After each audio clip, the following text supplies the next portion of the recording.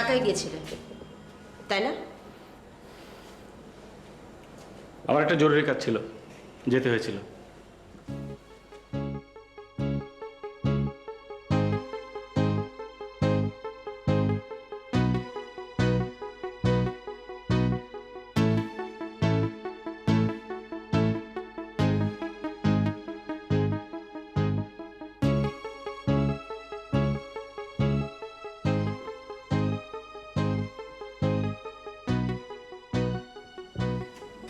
বলেছিলাম বেরোবার আগে আমার সাথে কমলের ব্যাপারে কথা বলে তারপর বেরোবে। কোনো কথা না বলে চোরের মতো বেরিয়ে গেলে কেন? লুসি, এমনিতে মেজাজটা খুব খারাপ, আর মেজাজটা খারাপ করবে তুমি যাও। তোমার মেজাজ ধুয়ে পানি খেলে কি আমার সব সমস্যার সমাধান হয়ে যাবে? হ্যাঁ কি এবার তাকিয়ে আছো কেন? চোখ নামাও। হ্যাঁ চোখ নামাও, চোখ নামিয়ে কথা বলো। তোমার মেজাজ খারাপ তো আমার হাতে কি এসে যায়? হ্যাঁ রাবিশ, আমার মেজাজ খারাপ।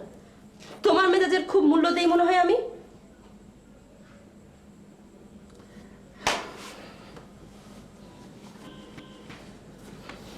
লুসি, অনেক রাত হয়ে গেছে, ও তুমি এখন ঘরে যাও।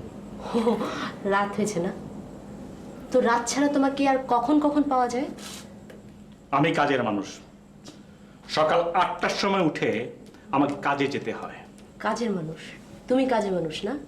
তো কাজ করে করে কি উন্নতি করেছো তুমি? তোমার নিজের কি উন্নতি করেছো? তোমার স্ত্রী, তোমার সন্তানের কি উন্নতি করতে পেরেছো? তোমার অসুস্থ মায়ের কি উন্নতি করতে পেরেছো? কাজের মানুষ, নিজেকে কাজে মানুষ বলতে লজ্জা লাগে না? না, লজ্জা লাগে না। হ্যাঁ লজ্জা লাগতো যদি তোমার মতো পার্টিবাজি করে বেড়াতাম, ক্লাববাজি করে বেড়াতাম, তাহলে আমার লজ্জা লাগতো। তুমি কি করো? সকাল 10টার সময় ঘুম থেকে উঠে 11টার সময় নাস্তা করো, 12টার সময় গোসল সেরে আবার ক্লাবে চলে যাও, ওখানে আড্ডাবাজি করো। এখানে আমার একমাত্র সন্তান একা একা বাসায় বসে থাকে। তোমার মতো হলে রাত 1টা-2টার সময় যদি আমি ক্লাব থেকে ফিরতাম তাহলে আমার লজ্জা করতো। শাট আপ কথা প্লিজ। তোমার জিহ্বার বার অনেক বেশি বেড়ে গেছে, অনেক বেশি বেড়ে গেছে। শুধু জিহ্বার বার বাড়েনি, আমার হাতের ভার অনেক বেড়ে গেছে।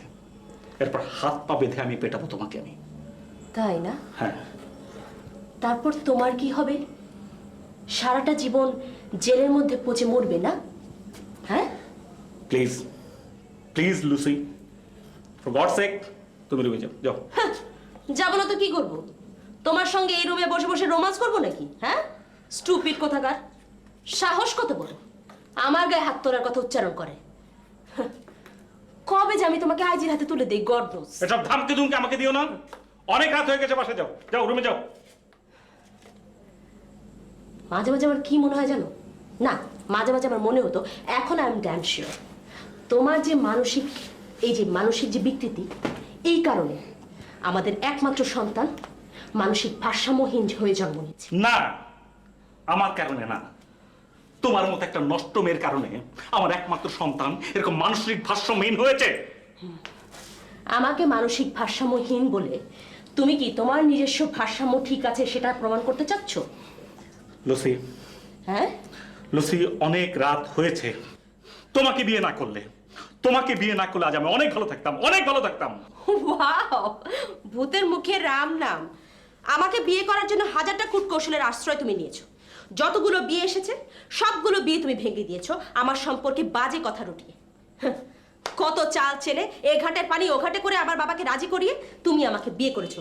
তুমি কি মনে করেছো এসব কিছু আমি জানি না? না, হ্যাঁ না, কিছুই জানো না তুমি। না, জানলে আমার পা ধরে তুমি বসে থাকতে, এরকম বড় বড় কোনো কথা বলতে না। তোমার বাবা অনুনয় বিনয় করে আমাকে তোমার সাথে বিয়ে দিয়েছে। আমি যদি তোমাকে বিয়ে না করতাম তাহলে তোমার বাবাকে সবাই নষ্ট মেয়ের বাবা বলে গালিগালাজ করতো। তোমার বাপ অনুনয় বিনয় করে আমার সঙ্গে তোমার বিয়ে দিয়েছে। তোমাকে আমি উদ্ধার করেছি, তোমার বাপকে আমি উদ্ধার করেছি। এই এই কি বলি তুই? তুই উদ্ধার করেছিস আমাকে? হ্যাঁ, আমার বাপকে তুই উদ্ধার করেছিস? তোর জন্য আমার জীবনটা নষ্ট হয়েছে মোতাব্বির, তোর জন্য আমার জীবনটা নষ্ট হয়েছে। চুপ চুপ, একটা কথা বলবি না, পাগলের বাচ্চা, পাগল। চুপ। ওই ওই হারামির বাচ্চা, আমার বাপ সম্পর্কে যদি আর একটা বাজে কথা বলিস, তুই একটা যদি বাজে কথা বলিস তাহলে কি করবি? ওই এদিকে আয়, ওই কি করবি তুই? কি করবি? তোমার সাহস, কি করবি তুই? কি করবি? নষ্ট মেয়েকে বিয়ে করে আমি আমার জীবনটা হেল করে দিয়েছি। আবার কথা বলিস, কি করবি তুই? হ্যাঁ, কি করবি? তোর কাছে আমি শেষ করে দেবো। তোর কাছে আমি শেষ করে দেবো। চলিস তোকে আমি কি করবো? তোকে আমি শেষ করে দেবো। ওই ঘর, ওই ঘর,